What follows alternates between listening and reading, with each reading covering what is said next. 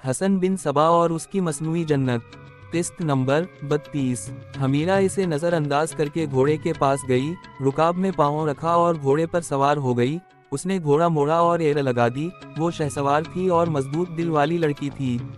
اچھی نسل کا گھوڑا دوڑا تو بہت تیز، لیکن حمیرہ کو خیال آ گیا کہ وہ جائے گی کہاں۔ اس کا بھائی قتل ہو چکا تھا اور گھر کے باقی افراد کا کچھ پتہ نہیں تھا کہ بیچارے کس انجام کو پہنچے۔ وہ گھوڑا دوڑاتی گئی اور سوار پیدل بھاگ اٹھا۔ ایسے شدید اور تیزبو تند بھنور میں آیا ہوا جابر بن حاجب اس میں سے نکلنے کے لیے ہاتھ پاؤں مار رہا تھا۔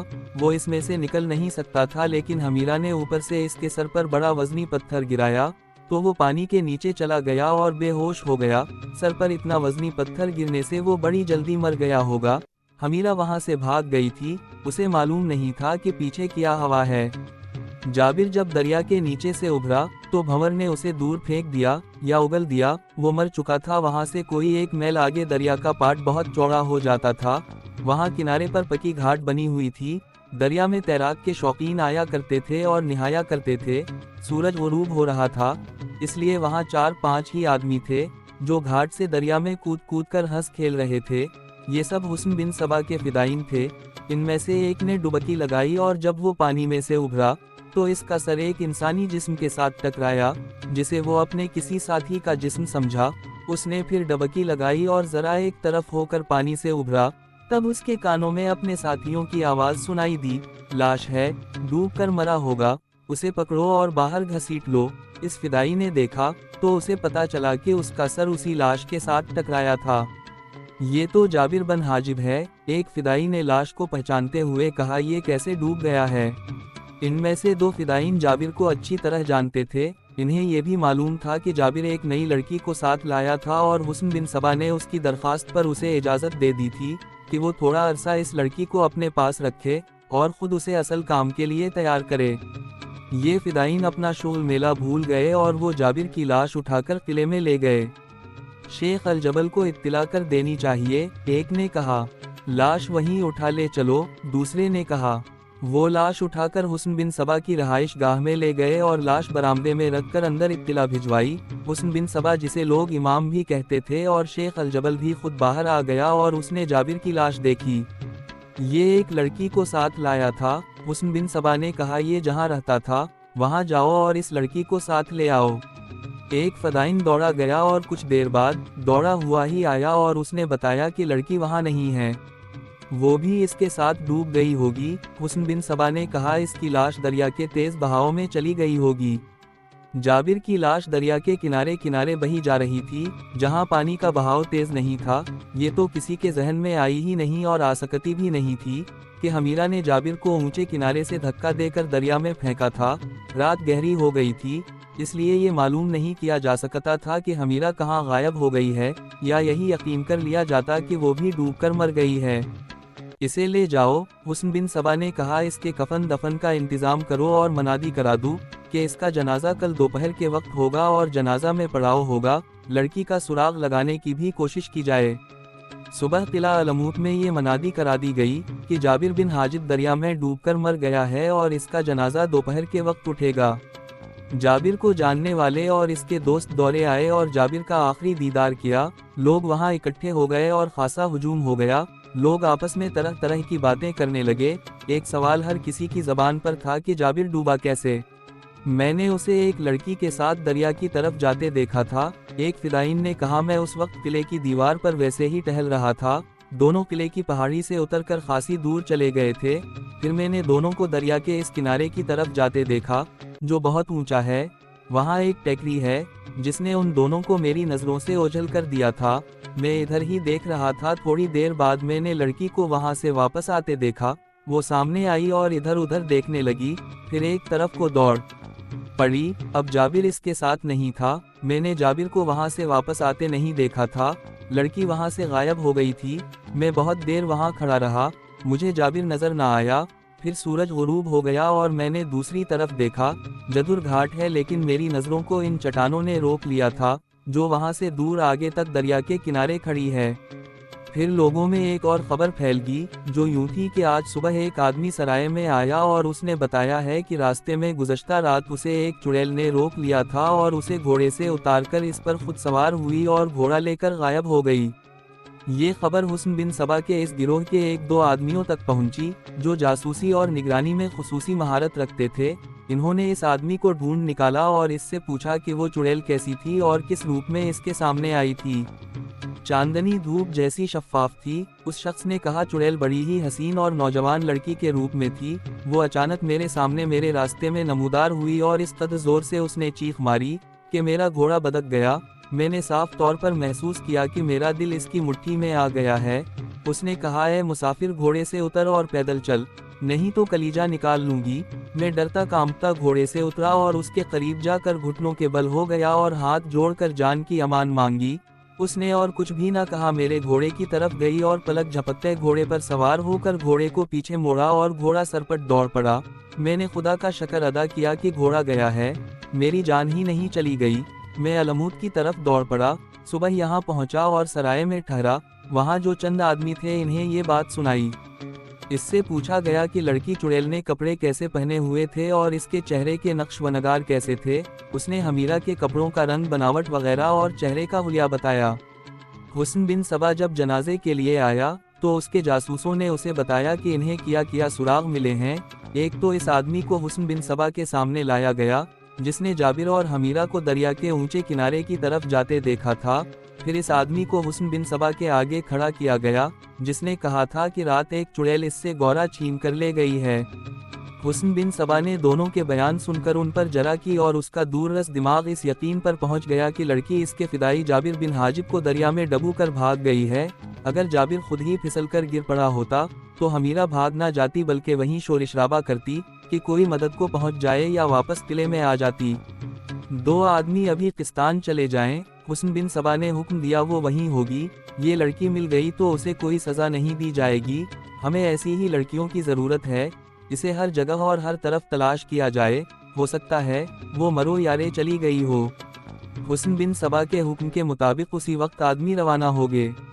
جس وقت وہ آدمی قلعہ علموت کی ایک سرائے میں اپنی آپ خالہ سنا رہا تھا کہ رات اسے ایک چڑیل نے روک لیا تھا، اس وقت حمیرہ چند گھروں کی ایک بستی میں جا پہنچی تھی اور سوچ رہی تھی کہ بستی کے اندر جاؤں یا آگے نکل جاؤں۔ ابھی پو پھٹ رہی تھی، صبح کا اجالا ابھی دھندلا تھا۔ رات نے اسے اس طرح چھپائے رکھا تھا جس طرح ماں اپنے بچے کو آغوش میں چھپا لیا کرتی ہے۔ اسے ذرا سا بھی خوف نہیں محسوس ہوا تھا۔ وہ فاتحانہ مسرت سے سرشار تھی کہ شیطانوں کے چنگل سے نکل آئی تھی۔ اسے جب اپنا بھائی منور الدولہ یاد آتا تو اس کا دل بیٹھ جاتا اور آنسو جاری ہو جاتے تھے۔ ایسے میں اس کے وجود میں انتقام کے شعلے بھڑک اٹھے تھے۔ علموت سے بچ کر نکل آنے کی خوشی اس کے غمگین دل کو سہلا دیتی تھی۔ وہ اسی رنگ بدلتی کیفیت میں گھوڑے پر سوار سفر طے کرتی گئی، لیکن رات نے اپنے پردے سمیٹے اور رخصت ہو گئی۔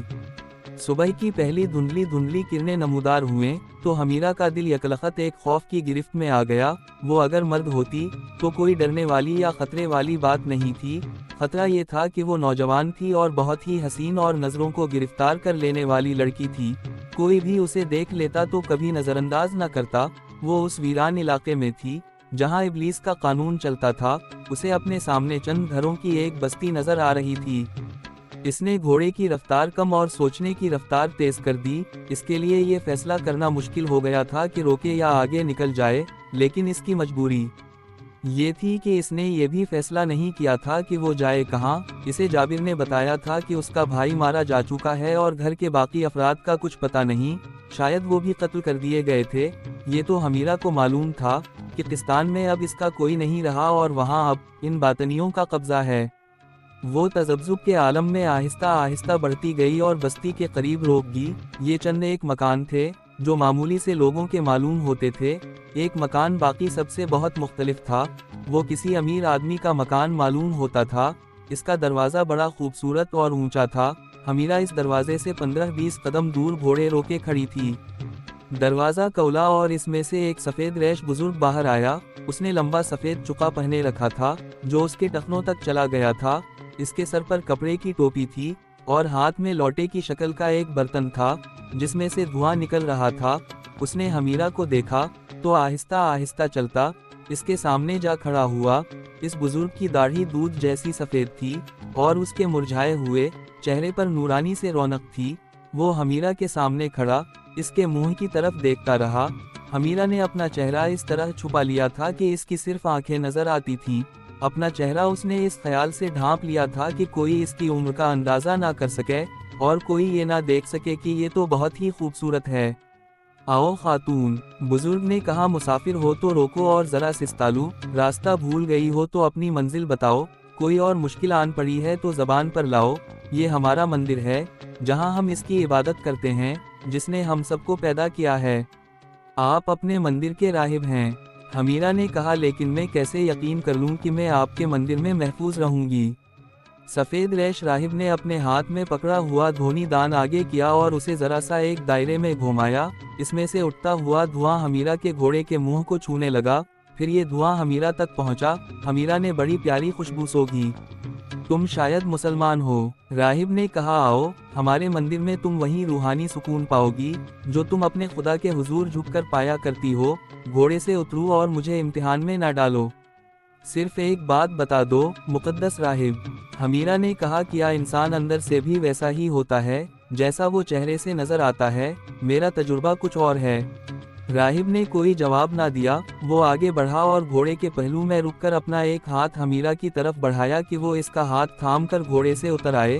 حمیرہ اس کی خاموشی سے کچھ ایسی متاثر ہوئی کہ وہ راہب کا ہاتھ تھامے بغیر گھوڑے سے اتر آئی۔ راہب نے اسے آگے چلنے کا اشارہ کیا۔ میرا گھوڑا ایسی جگہ باندھیں جہاں کوئی دیکھ نہ سکے، حمیرہ نے کہا، وہ میرے تعاقب میں آ رہے ہوں گے۔ کون؟ باطنی، حمیرہ نے جواب دیا، تعاقب سے یہ نہ سمجھنا کہ میں کوئی جرم کر کے بھاگی ہوں، میں اپنی سب سے زیادہ قیمتی متاع لے کر ان ظالموں سے نکلی اور یہاں تک پہنچی ہوں۔ میری متاع میری عصمت ہے اور میرا دینی عقیدہ۔ اتنے میں ایک اور آدمی مندر سے باہر آیا۔ راہب نے اسے کہا کہ وہ گھوڑے لے جائے اور ایسی جگہ باندھے جہاں کسی کو نظر نہ آ سکے۔ راہب حمیرہ کو مندر میں لے گیا اور دائیں کو مڑا۔ ایک دروازہ کھلا۔ یہ ایک کمرہ تھا جو عبادت گاہ نہیں تھی بلکہ رہائشی کمرہ تھا۔ راہب نے حمیرہ کو پلنگ پر بٹھا دیا اور پوچھا کہ وہ کچھ کھانا پینا چاہتی ہوگی۔ میں بھوکی نہیں ہوں، حمیرہ نے کہا، اور میں پیاسی بھی نہیں۔ گھوڑے کے ساتھ پانی بھی تھا اور ایک تھیلی میں کھانے کا سامان بھی تھا، تھوڑی ہی دیر پہلے میں نے پیٹ بھر لیا تھا۔ حمیرہ نے اپنا چہرہ بے نقاب کر دیا۔ راہب نے اس کا چہرہ دیکھا تو یوں چونک پڑا جیسے حمیرہ نے اسے قتل کرنے کے لیے خنجر نکال لیا ہو۔ راہب کچھ دیر حمیرہ کے چہرے کو دیکھتا ہی رہا۔ تم یقین کرنا چاہتی ہوں کہ یہاں محفوظ رہوں گی یا نہیں؟ راہب نے کہا، لیکن اب میں شک میں پڑ گیا ہو کہ میری ذات اور یہ مندر تم سے محفوظ رہے گا یا نہیں۔ کیا میرے چہرے پر بدی کا کوئی تاثر نظر آتا ہے؟ حمیرہ نے پوچھا۔ باطنیوں کے امام شیخ الجبل حسن بن صبا کے پاس تم جیسی بے شمار لڑکیاں موجود ہیں، راہب نے کہا، میں ان میں سے آج پہلی لڑکی دیکھ رہا ہوں۔ میں نے سنا ہے کہ ان باطنیوں کا امام کسی کو اپنے جال میں پھانسنے کا ارادہ کر لیتا ہے تو وہ تم جیسی لڑکی کو بھیجتا ہے اور وہ لڑکی تمہاری طرح مظلوم بن کر اپنی مظلومیت کی کوئی کہانی سناتی ہے۔ حمیرہ اسے بڑی غور سے دیکھ رہی تھی۔ مقدس راہب، حمیرہ نے اس کی بات کاٹتے ہوئے کہا، مجھے ایسی ہی لڑکی بنانے کے لیے دھوکے سے اپنے قلعہ علموت لے جایا گیا تھا، لیکن میں آپ کو سناؤں گی کہ میں وہاں سے کس طرح نکل بھاگی۔ پہلے میں آپ کو یہ بتا دو کہ میں قسطان کے رئیس منور الدولہ کی بہن ہوں۔ امیر قسطان کو باطنیوں نے قتل کر دی اور میرے بھائی کو بھی قتل کر دیا گیا ہے۔ ہاں میں سن چکا ہوں، راہب نے کہا، قسطان پر باطنی قابض ہو چکے ہیں اور منور الدولہ ان کے ہاتھوں دھوکے سے قتل ہوا ہے۔ وہاں کا امیر شہر بڑا ہی بدتینت انسان تھا۔ اب تم سناؤ، تم پر کیا خالہ ہے؟ حمیرہ نے اسے سارا واقعہ کہہ سنایا۔ یہ بھی بتایا کہ وہ ایسے شخص سے محبت کر بیٹھی تھی جو درپردہ باطنی تھا، ورنہ وہ کبھی علموت تک نہ پہنچتی۔ اس نے یہ بھی سنایا کہ اس شخص کو اس نے کس طرح دریا میں پھینکا اور خود بھاگ آئی اور پھر یہ گھوڑا اسے کس طرح ملا۔ اس دوران مندر کا ایک آدمی ان کے آگے ناشتہ رکھ گیا تھا۔ تم اب یقیناً قسطان جانے کی نہیں سوچو گی، راہب نے کہا، قسطان کو اب دل سے اتار دو۔ پھر میں کہاں جاؤں؟ حمیرہ نے پوچھا۔ سلجوقی سلطان کے پاس، راہب نے جواب دیا، وہی ایک ٹھکانہ ہے جہاں تم جا سکتی ہو اور جہاں تمہیں پناہ مل سکتی ہے۔ مرو یارے، یہ نہیں بتا سکتا کہ نیا سلجوقی سلطان کیسا آدمی ہے۔ وہ جو نیک آدمی تھا اور جس نے باطنیوں کو ہمیشہ کے لیے ختم کرنے کا عزم کر رکھا تھا، وہ مر چکا ہے۔ اس کا نام سلطان ملک شاہ تھا۔ اب اس کا بیٹا برکیارق سلطان ہے۔ بہتر یہ ہوگا کہ تم رے چلی جاؤ، وہاں کا حاکم ابو مسلم رازی بڑا ہی نیک بزرگ اور عالم دین ہے، اس کے پاس چلی جاؤں تو نہ صرف یہ کہ محفوظ رہوں گی، بلکہ وہ تمہیں اسی حیثیت سے اپنے پاس رکھے گا جو تمہیں قسطان میں حاصل تھی۔ کیا میں وہاں تک اکیلی جاؤں گی؟ حمیرہ نے پوچھا اور کہا اگر اکیلی جانا ہے تو پھر مجھے رات کو سفر کرنا چاہیے۔ تم اس وقت میری نگاہ میں اس مندر کی طرح مقدس ہو، میں تمہیں اکیلا بھیج کر اپنے دیوتاؤں کو ناراض کرنے کی جرات نہیں کر سکتا، میرے 2 آدمی تمہارے ساتھ جائیں گے اور تمہیں کسی اور بھیس میں بھیجا جائے گا۔ حمیرہ نے ایسا سکون محسوس کیا جیسے اس پر کسی نے پہاڑ جیسا بوجھ ڈال دیا تھا اور یہ بوجھ یکلخت ہٹا دیا گیا ہو۔ مقدس راہب، حمیرہ نے پوچھا میرا مستقبل کیا ہوگا؟ کیا وہ اجنبی لوگ مجھے کسی اور دھوکے میں نہیں ڈال دیں گے؟ تم کون ہو؟ کچھ بھی نہیں، راہب نے کہا میں کیا ہوں؟ کچھ بھی نہیں، تم یہ پوچھو کہ اسلام کا مستقبل کیا ہوگا اور میں یہ سوچ رہا ہوں کہ میرے مذہب کا مستقبل کیا ہوگا۔ تمہیں اور مجھے اس اللہ نے دنیا میں بھیجا ہے جسے ہم خدا کہتے ہیں، ہمیں یہ دیکھنا ہے کہ خدا نے جس مقصد کے لیے ہمیں پیدا کیا ہے ہم پورا کر رہے ہیں یا نہیں۔ وہ مقصد کیا ہے؟ بنی نوع انسان کی محبت۔ اسلام کا مستقبل آپ کو کیا نظر آتا ہے؟ حمیرہ نے پوچھا۔ کچھ اچھا نظر نہیں آتا، راہب نے جواب دیا، اس وقت سب سے بڑا مذہب اسلام ہے لیکن اس کی جو بڑائی ہے وہ چھوٹی ہوتی جا رہی ہے، باطنی اسلام کے لیے بہت بڑا خطرہ بن گئے ہیں، جھوٹ موٹ کا یہ عقیدہ بڑی ہی تیزی سے پھیلتا جا رہا ہے، حسن بن سبا نے ابلیسیت کو جائز قرار دے کر رائج کر دیا ہے، انسان لذات پرستی کی طرف مائل ہوتا جا رہا ہے، عورت اور شراب میں اسے جو لذات ملتی ہے وہ خدا پرستی میں نہیں مل سکتی۔ تم نے مستقبل کی بات کی ہے، ایک وقت آئے گا کہ حسن بن سبا دنیا میں نہیں ہوگا اور اس کا عقیدہ آہستہ آہستہ مٹ جائے گا، لیکن لوگ عیش و عشرت کو نہیں مٹنے دیں گے، حسن بن سبا تو کسی نہ کسی روپ میں زندہ رہے گا، لذات پرستی ہر مسلمان کو دیمک کی طرح چاٹتا رہے گا اور ایک وقت آئے گا کہ وہ مسلمان برائے نام مسلمان رہ جائیں گے، ان میں وہ طاقت نہیں رہے گی جو ہوا کرتی تھی۔ مجھے آپ کس وقت یہاں سے روانہ کریں گے؟ حمیرہ نے پوچھا۔ سورج غروب ہونے کے بعد، راہب نے جواب دیا۔ سلطان برکیارق کا وزیر اعظم عبدالرحمن سمیری برکیارق کی ماں کے پاس بیٹھا ہوا تھا، ماں کے آنسو بہہ رہے تھے۔ کیا اپنے بیٹے برکیارق پر آپ کا کچھ اثر نہیں رہا؟ عبدالرحمن سمیری نے پوچھا۔ تم اثر کی بات کرتے ہو؟ برکیارق کی ماں نے جواب دیا، وہ تو یہ بھی بھول گیا ہے کہ میں اس کی ماں ہوں، کئی دنوں سے میں نے اس کی صورت بھی نہیں دیکھی، البتہ اس کی ملکہ روزینہ کبھی نظر آ جاتی ہے تو وہ میرے ساتھ کوئی بات نہیں کرتی، اگر کوئی بات کرتی بھی ہے تو وہ حکم کے لہجے میں کرتی ہے۔ اپنے بھائیوں کے ساتھ برکیارق کا سلوک اور برتاؤ دن بو دن خراب ہوتا جا رہا ہے، میں ڈرتی ہوں کہ بھائی کہیں آپس میں نہ ٹکرا جائیں۔ میں آپ کے ساتھ یہی بات کرنے آیا ہوں، عبدالرحمن سمیری نے کہا۔ سلطان برکیارق کاروبار سلطنت میں کوئی دلچسپی نہیں لے رہے، فوج کو ابھی تک تنخواہ نہیں ملی، سلطان ملک شاہ مرحوم کے دور حکومت میں ایسا کبھی نہیں ہوا تھا، فوج برکیارق سے بیزار ہوتی جا رہی ہے، ادھر باطنی پھیلتے اور غالب آتے چلے جا رہے ہیں، اگر ہم نے فوج میں بیزاری اور مایوسی پیدا کر دی تو سلجوقی سلطنت کا اللہ ہی حافظ ہے۔ کیا تم نے اسے یہ بات بتائی ہے؟ ماں نے پوچھا۔ نہیں، عبدالرحمن سمیری نے جواب دیا، بات کہاں کروں، وہ تو باہر نکلتے ہی نہیں۔ تم یہیں بیٹھو، ماں نے اٹھتے ہوئے کہا، میں اسے باہر نکالتی ہوں، میں آخر ماں ہوں۔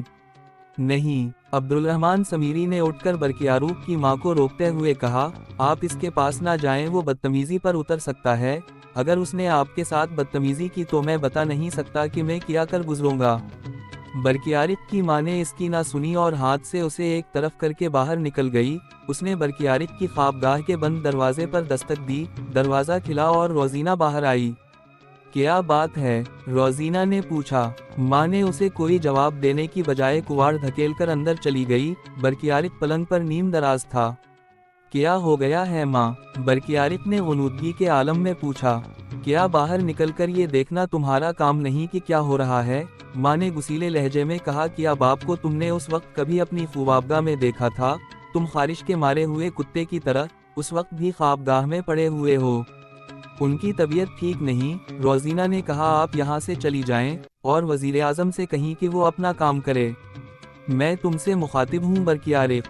ماں نے اپنا لرزتا کانپتا ہاتھ برکیارق کی طرف بڑھا کر کہا، سلطان تم ہو، تمہاری یہ چہیتی بیگم نہیں، تمہارے باپ نے یہ فوج باطنیوں کو ختم کرنے کے لیے تیار کی تھی، اور آج تمہیں یہ بھی معلوم نہیں کہ اس فوج کو اس مہینے کی تنخواہ بھی نہیں دی گئی۔ تو پھر کیا قیامت آ گئی ہے؟ برکیارک نے خفگی اور بے رخی سے کہا، میں اتنی زیادہ فوج رکھوں گا ہی نہیں، میں سالاروں کو بلا کر کہہ رہا ہوں کہ آدھی فوج کو چھٹی دے دیں، پھر اپنی ملکہ کو ساتھ لے کر تیار ہو جاؤ۔ ماں نے کہا، تم فوج کی چھٹی کراؤ اور کچھ ہی دنوں بعد باطنی آ کر تمہارے چھٹی کرا دیں گے۔ ہوش میں آ برکیارک، ہوش میں آ، اپنے باپ کی قبر کی یوں توہین نہ کر، یاد کر یہ سلطنت کیسی کیسی قربانیاں دے کر قائم کی گئی تھی، اپنے آبا اجداد کی روحوں کو یوں اذیت نہ دے، یہ جوانی چند دنوں کا میلہ ہے، ہمیشہ قائم و دائم رہنے والا صرف اللہ ہے، آپ انہیں اتنا پریشان تو نہ کریں ماں، روزینہ نے بیزاری کے لہجے میں کہا۔ تو خاموش رہ لڑکی، ماں نے روزینہ سے کہا، اور مجھے ماں نہ کہہ، میں اس کی ماں ہوں، اور میں ماں ہوں سلطنت کی، جو ہمارے بڑے بزرگوں نے اسلام کا پرچم اونچا رکھنے کے لیے بنائی تھی۔ تجھے اس کے ساتھ روحانی دلچسپی ہوتی تو اسے یوں مدہوش کر کے کمرے میں قید نہ رکھتی۔ اچھا ماں اچھا، برکیارک نے اٹھتے ہوئے یوں کہا جیسے وہ تھکن سے چور تھا، تم جاؤ، میں تیار ہو کر باہر نکلتا ہوں، میں تمہیں ابھی باہر نکلتا دیکھنا چاہتی ہوں۔ ماں نے کہا، ابھی اٹھ۔ برکیارک آہستہ آہستہ اٹھنے لگا اور ماں کمرے سے نکل آئی۔ روزینہ نے بڑے غصے سے دروازہ بند کر کے زنجیر چڑھا دی اور برکیارک کے پاس گئی۔ کچھ دیر اور لیٹے رہیں۔ روزینہ نے برکیارک کے کندھوں پر ہاتھ رکھ کر اسے ذرا سا دھکیلا اور لیٹا کر بولی، ماں قابل احترام ہی سہی، لیکن ماں کو یہ بھی تو دیکھنا چاہیے کہ بیٹا کس حال میں ہے، ان لوگوں کو آپ کے ساتھ ذرا سی بھی دلچسپی نہیں، آپ کی ماں کو اور دونوں بھائیوں کو صرف سلطنت کا غم کھا رہا ہے، معلوم نہیں انہیں یہ خطرہ کیوں نظر آنے لگا ہے کہ ان سے یہ سلطنت چن جائے گی، یہ لوگ بادشاہی چاہتے ہیں۔ روزینہ ابھی تک شب خوابی کے لباس میں تھی، اس کے ریشم جیسے نرم واؤ ملام بال شانوں پر بکھرے ہوئے تھے، وہ بلا شک واؤ شبہ بہت ہی خوبصورت لڑکی تھی، لیکن اس کے جو انداز تھے، اس میں طلسماتی سا تاثر تھا اور یہ برکیارک کو مدہوش کر دیا کرتے تھے۔ گھروں میں بند بعض بیویاں روزینہ سے بھی زیادہ خوبصورت ہوتی ہیں، لیکن ان میں چونکہ روزینہ والے ناز و انداز، مکاری اور یاری نہیں ہوتی، اس لیے خاوندوں کو وہ اتنی خوبصورت نظر نہیں آتی جتنی کوئی پیشہ ور عورت دل پر غالب آ جاتی ہے۔ روزینہ تربیت یافتہ لڑکی تھی، اسے ذہن نشین کرایا گیا تھا کہ مرد کی کون کون سی رگ کمزور ہوتی ہے، ایسی لڑکیاں ان رنگوں کو مٹھی میں لے لیتی ہے۔ روزینہ نے برکیارک کو لٹا کر اس کے بالوں میں انگلیاں پھیرنی شروع کر دیں اور اس پر اس طرح جھپکی کہ اس کے بکھرے ہوئے نرم و گداز بال اس کے چہرے کو چھونے لگے۔ پھر اس نے برکیارک کے اریے سینے پر آہستہ آہستہ ہاتھ پھیرنا شروع کر دیا اور 2-3 بار اپنے گال اس کے سینے سے لگائے، پھر اس کی ٹانگیں دبانی شروع کر دیں۔ برکیارک جو ماں کی آواز سے بیدار ہو گیا تھا، پھر مدہوش ہو گیا۔ روزینہ اٹھی اور سراہی میں سے ایک مشروب پیالے میں ڈال کر برکیارک کو پلا دیا۔ اس سارے عمل کے دوران وہ بڑے ہی اداس اور پر اثر لہجے میں برکیارک کو یقین دلا رہی تھی کہ وہ مظلوم اور تنہا ہے اور اس کے خاندان کا ہر فرد اسے انسان سمجھتا ہی نہیں۔ روزینہ کا تو خداداد حسن تھا، اور پھر اس حسن کو ایک نشے اور ایک طلسم کی طرح استعمال کرنے کا سلیقہ تھا، اور اس کے ساتھ برکیارک کو وہ جو مشروب پلا رہی تھی، اس کا اثر الگ تھا۔ برکیارک بھول ہی گیا کہ اس کی ماں اس کے کمرے میں آئی تھی اور کچھ کہہ کر چلی گئی تھی۔ دن کے پچھلے پہر برکیارک اس کمرے میں بیٹھا تھا جہاں وہ وزیر اعظم اور دیگر اہلکاروں سے امور سلطنت کی باتیں سنتا اور حکم جاری کیا کرتا تھا۔ وہاں جاتے ہی اس نے اپنے وزیر اعظم عبدالرحمن سمیری کو بلا لیا تھا۔ آپ میرے بزرگ ہیں اور میں آپ کا احترام کرتا ہوں، اس نے وزیر اعظم سے کہا، آپ کو یہ خیال رکھنا چاہیے کہ ایسی کوئی بات نہ ہو کہ میرے دل میں آپ کا احترام کم ہو جائے۔ فوج کو تنخواہ میری ماں نے نہیں بلکہ میں نے دینی ہے، آپ کو یہ بات میرے ساتھ کرنی چاہیے تھی۔ آپ نے میری ماں کو بلا وجہ پریشان کیا اور انہوں نے غصے میں آ کر میری بیوی کے سامنے میری بے عزتی کر دی۔ میں آپ سے توقع رکھوں گا کہ آئندہ آپ کوئی ایسی حرکت نہیں کریں گے۔ میں معافی کا خواستگار ہوں سلطان محترم، وزیر اعظم نے کہا۔ میں 2 مرتبہ آپ سے درخواست کر چکا ہوں کہ اس سے پہلے ایسا کبھی نہیں ہوا تھا کہ فوج کو بروقت تنخواہ نہ ملی ہو۔ میں ادائیگی کی اس تاخیر سے ڈرتا ہوں کہ فوج میں ذرا سی بھی مایوسی اور بیزاری پیدا نہیں ہونی چاہیے۔ آپ کو تو معلوم ہے کہ سلطان ملک شاہ مرحوم نے یہ فوج کس مقصد کے لیے تیار کی تھی۔ زندگی نے وفا نہ کی، اگر وہ زندہ رہتے تو قلعہ علمود پر حملہ کر کے حسن بن صبا کی ابلیسیت کو ہمیشہ کے لیے ختم کر دیتے۔ مجھے جاسوس اور مخبر روز بروز اطلاع دے رہے ہیں کہ باطنی عقیدے بڑی تیزی سے پھیلتے چلے جا رہے ہیں، اور یہ اطلاع بھی ملی ہے کہ ہمارے شہر میں اور دوسرے شہروں میں بھی باطنی آ کر آباد ہوتے چلے جا رہے ہیں، وہ اپنے عقیدے مسلمانوں میں پھیلا رہے ہیں۔ آپ میرے وہ احکام غالباً بھول گئے ہیں جو میں پہلے دے چکا ہوں، سلطان برکیارق نے کہا۔ مرحوم سلطان نے فوج تو تیار کر لی تھی، لیکن یہ نہ سوچا کہ اس فوج کو ہم کب تک پالتے رہیں گے۔ محصولات کا زیادہ تر حصہ یہ فوج کھا رہی ہے۔ میں نے یہ بھی کہا تھا کہ میں حسن بن صبا کی طرف ایک وفد بھیجوں گا اور اس کے ساتھ امن اور دوستی کا معاہدہ کروں گا۔ وہ میری یہ شرط مان لے گا کہ وہ اپنے علاقے میں محدود رہے اور ہمیں اپنے علاقے میں محدود رہنے دے۔ اس بار تو آپ فوج کو تنخواہ دے دیں، لیکن فوج کی آدھی نفری کو سبکدوش کر دیں۔ جو گھوڑے فالتو ہو جائیں وہ فروخت کر کے رقم سرکاری خزانے میں جمع کرا دیں۔ میں اپنے سپہ سالار اور دوسرے سالاروں کو حکم دے رہا ہوں کہ وہ فوج کی چھانٹی کر کے نصف فوج کو ختم کر دیں۔ سلطان عالی مقام وزیر اعظم نے کہا، آپ کے والد مرحوم نے وفد بھیجا تھا جس کا حسن بن صبا نے مذاق اڑایا تھا اور کہا تھا کہ تمہارے پاس وہ طاقت نہیں جو میرے پاس ہے۔ اس نے ہمارے وفد کے سامنے اپنے 3 آدمیوں کو باری باری حکم دیا تھا کہ اپنے آپ کو قتل کر دیں۔ ان آدمیوں نے فوراً اپنے خنجروں سے اپنے آپ کو ہلاک کر ڈالا تھا۔ حسن بن صبا نے ہمارے وفد سے کہا تھا کہ تمہاری فوج میں ایک بھی آدمی ایسا نہیں ملے گا جو اس طرح اپنی جان قربان کر دے۔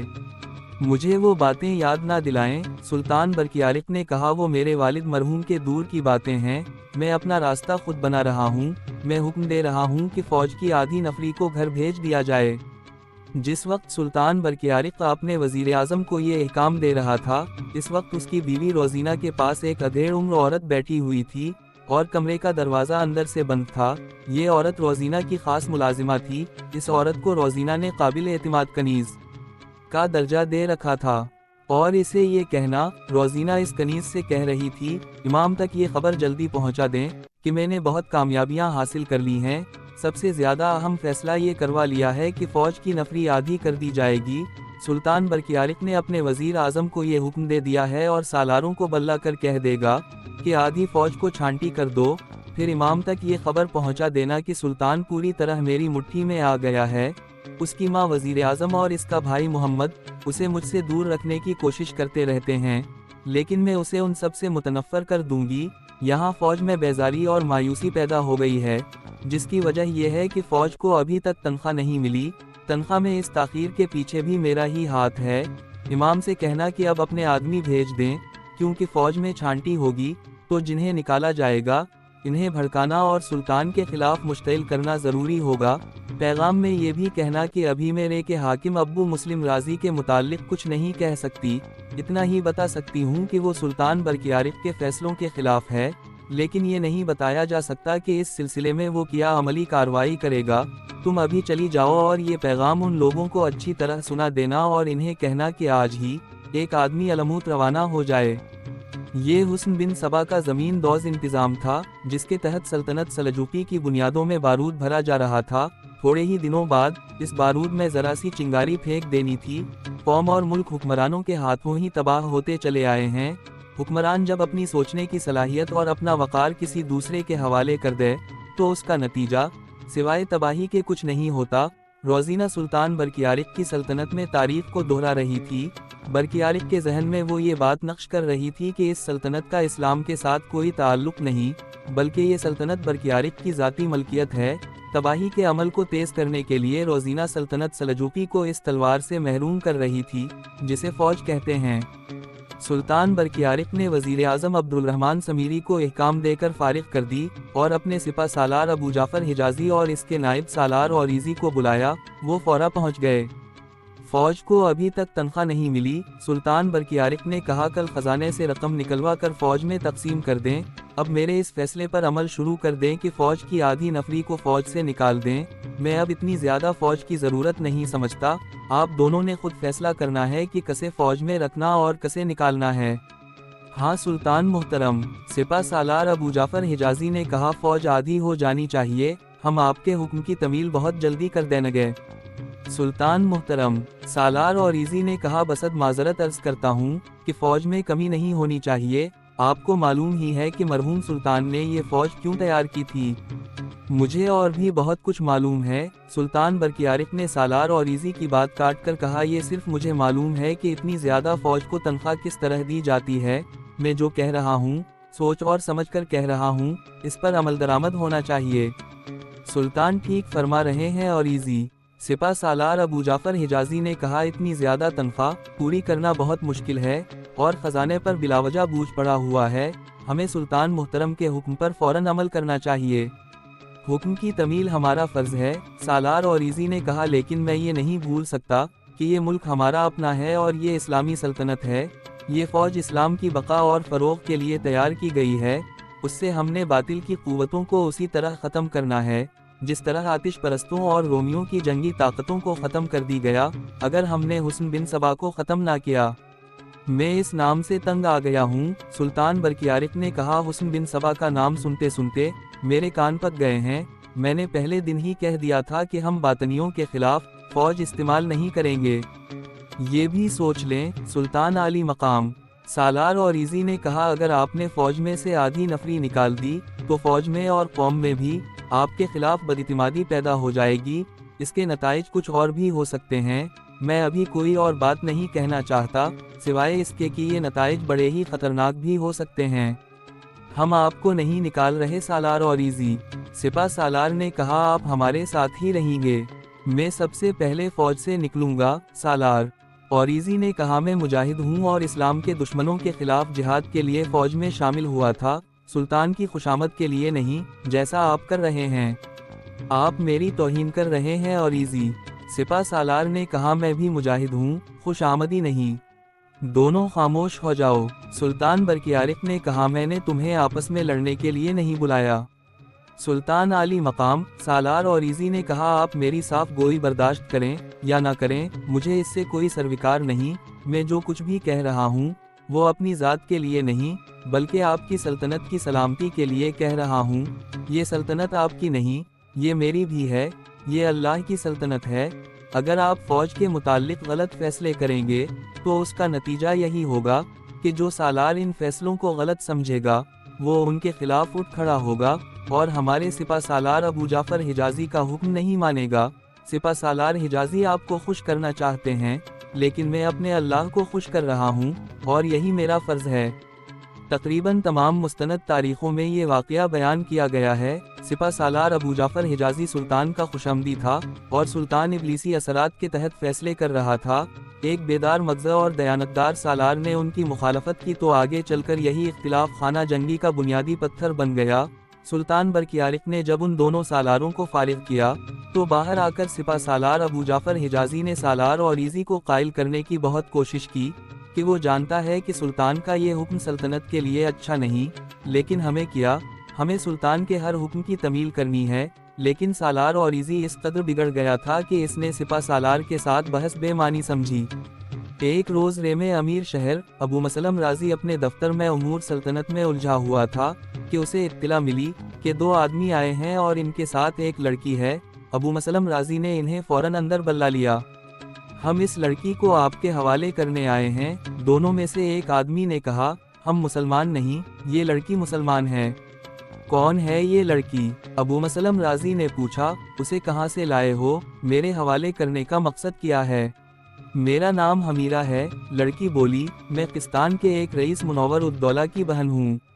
قسطان پر تو باطنی قابض ہو گئے ہیں، ابو مسلم رازی نے کہا اور پوچھا، تم کس طرح بچ نکلی ہو؟ اگر آپ اجازت دیں گے تو میں اپنی داستان سناؤں گی۔ حمیرہ نے کہا، سب سے پہلے تو میں ان دونوں کی تعریف کروں گی کہ یہ مسلمان نہیں اور یہ مجھے یہاں تک لے آئے ہیں۔ ابو مسلم رازی کے کہنے پر حمیرہ نے وہ سب کہہ سنائی جو اس پر خالہ تھی، اس نے اپنی محبت کی بات بھی نہ چھپائی اور سفید ریش راہب کے منزل تک پہنچنے کی ایک ایک تفصیل سنائی۔ میں کس طرح یقین کر سکتا ہوں کہ تم نے جو بات سنائی ہے وہ بالکل سچ ہے؟ ابو مسلم رازی نے پوچھا۔ آپ کا شک بجا ہے؟ حمیرہ نے کہا، ان کے بزرگ راہب نے بھی یہی شک کیا تھا، میرے پاس کوئی ایسا ذریعہ نہیں کہ میں ثابت کر سکوں کہ میں نے جو بات کہی ہے یہ سچ ہے۔ ہمارے راہب نے اس لڑکی کو اپنی ذمہ داری میں لے لیا تھا۔ ایک آدمی نے کہا، اگر آپ سمجھتے ہیں کہ ہم غلط بیانی کر رہے ہیں اور یہ لڑکی جھوٹ بول رہی ہے تو آپ ہم دونوں کو قید خانے میں بند کر دیں اور جب آپ کو یقین آ جائے گا تو ہمیں رہا کر دیں۔ ابو مسلم رازی نے ان دونوں آدمیوں کو کھانا کھلایا اور مشروبات پلائے، اور پھر ان کے ساتھ بہت سی باتیں ہوئیں۔ میں تمہیں اپنی پناہ میں رکھوں گا، حمیرہ ابو مسلم رازی نے کہا۔ تمہارا کوئی اور ٹھکانہ ہوتا تو میں تمہیں وہاں بھیج دیتا۔ میری ایک بات ذہن میں رکھ لیں محترم، حمیرہ نے کہا، میں یہاں آپ کی پناہ میں محتاجوں کی طرح بیٹھی نہیں رہوں گی۔ میں نے ان باطنیوں سے اپنے گھر کے ایک ایک فرد کے خون کا انتقام لینا ہے۔ میں جانتی ہوں کہ آپ باطنیوں کے خلاف سرگرم عمل ہیں۔ آپ مجھے اس جہاد میں جس طرح بھی استعمال کریں گے، میں اپنی جان بھی پیش کر دوں گی۔ ابو مسلم رازی نے حمیرہ کے ساتھ آئے ہوئے دونوں آدمیوں کا شکریہ ادا کیا، انہیں کچھ تحفے دیے اور رخصت کر دیا۔ سلطنت سلجوقی ان کا ایک بڑا شہر تھا اور یہ دونوں آدمی دیہاتی علاقے میں سے آئے تھے۔ دونوں جب بازار سے گزرے تو گھوڑوں سے اتر آئے۔ انہیں اس شہر کی دکانیں بڑی اچھی لگ رہی تھیں۔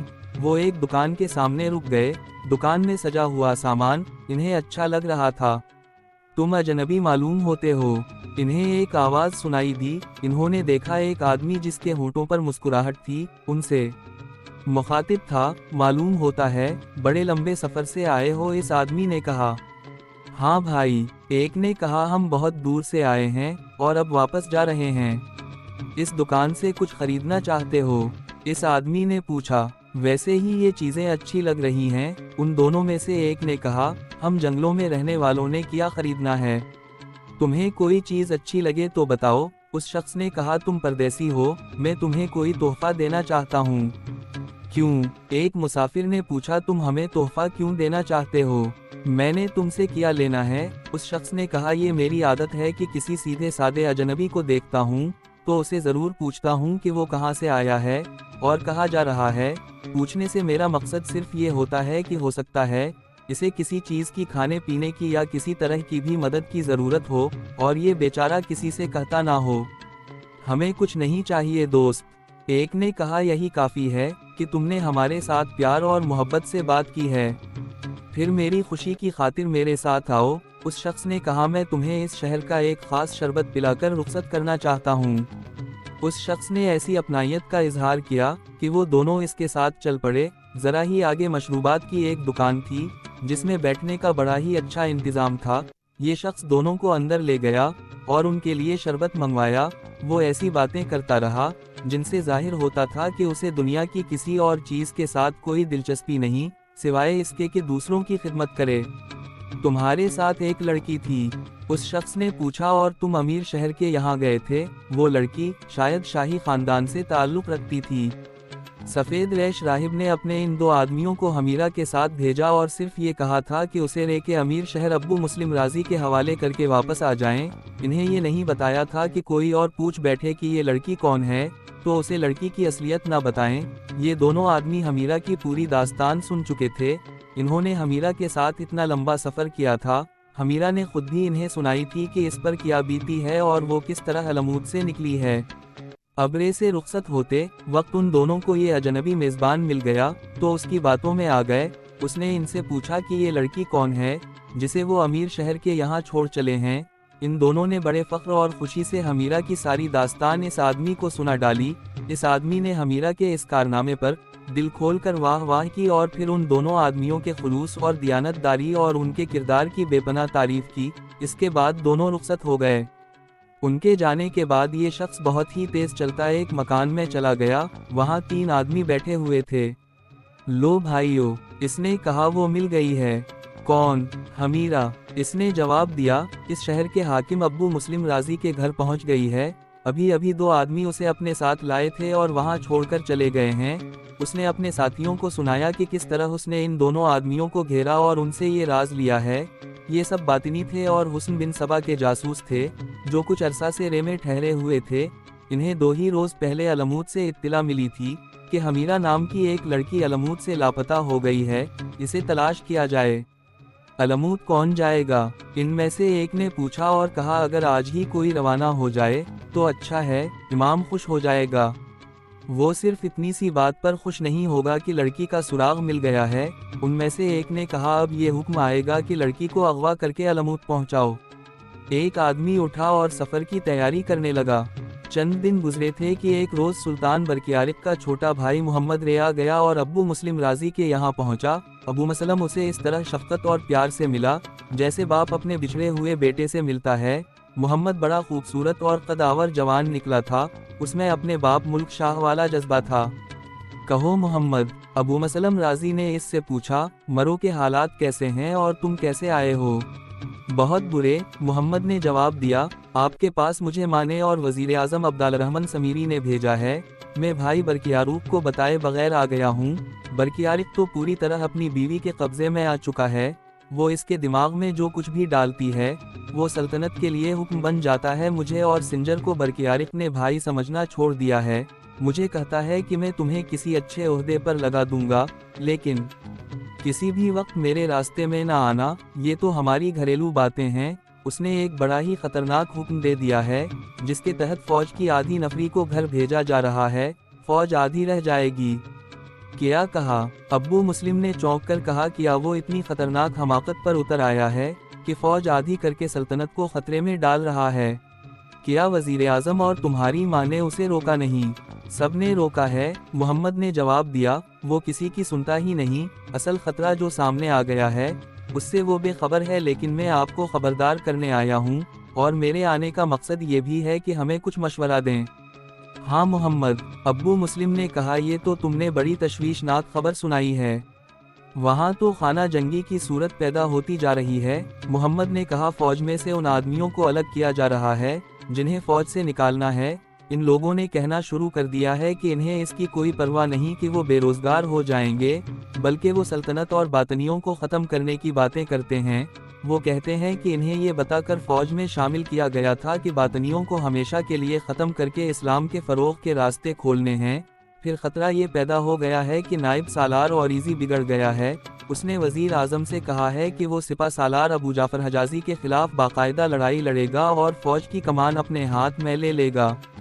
मैं सिपा सालार हिजाजी को अच्छी तरह जानता हूँ, अबू मसलम राजी ने कहा। खुशमदी आदमी है, मालूम नहीं सुल्तान मुल्क शाह मरहूम ने उसे सिपा सालार कैसे बना दिया था। वो सिवाय खुशामद के कुछ भी नहीं जानता। वो हमारे भाई बरकियारिक का हर गलत हुक्म बसर चश्म मानता है और दूसरों को मजबूर करता है कि वो भी ये हुक्म माने। इसमें और सालार और ईज़ी में बाकायदा दुश्मनी पैदा हो गई है और ईज़ी सही मानों में मुजाहिद आदमी है। अब्बू मुस्लिम राजी ने कहा, उसने जो कहा है वो करके भी दिखा देगा, लेकिन ये सूरत हाल खतरनाक हो सकती है। वो खतरा सामने आ गया है, मोहम्मद ने कहा। वजीर आजम अब्दुल-रहमान समीरी के मुखबिरों ने इन्हें बताया है कि बातिनी तकरीबकार दोनों तरफ के फौजियों को एक दूसरे के खिलाफ मुश्तिल कर रहे हैं। नज़र यही आ रहा है कि वो फौजी जिन्हें निकाला जा रहा है इन फौजियों से टकरा जाएंगे जिन्हें फौज में रखा जा रहा है। शहरी भी दो मुखालिफ गिरोहों में बटे जा रहे हैं। इसमें किसी शक व शुबाह की गुंजाइश नहीं रही कि बातिनी शहरियों में शामिल होकर इन्हें भड़का रहे हैं। किसी भी रोज़ ये आतिश फिशां फट पड़ेगा। मुझे सोचने दो, अब्बू मुस्लिम ने कहा। आज ये सूरत हाल ऐसी नहीं कि मैं फ़ौरन ही कोई मशवरा दे दूं।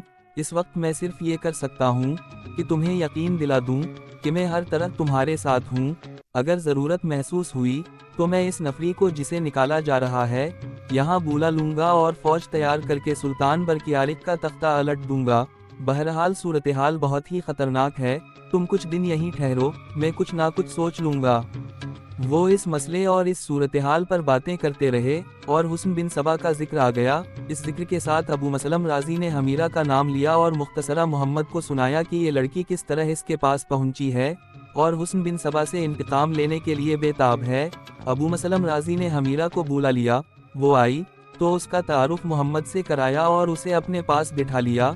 हमीरा, अबू मसलम राजी ने कहा, मोहम्मद कुछ दिन यहाँ रहेगा। इसमें वही जज्बा और वही ख्यालात हैं जो तुम्हारे हैं। इसकी मेज़बानी तुमने करनी है। इसे कमरे में ले जाओ और इसका ख्याल रखना। मोहम्मद और हमीरा उठे और कमरे से निकल गए। दोनों को मालूम ना था कि वो कैसी सनसनीखेज कहानी के किरदार बनने जा रहे हैं।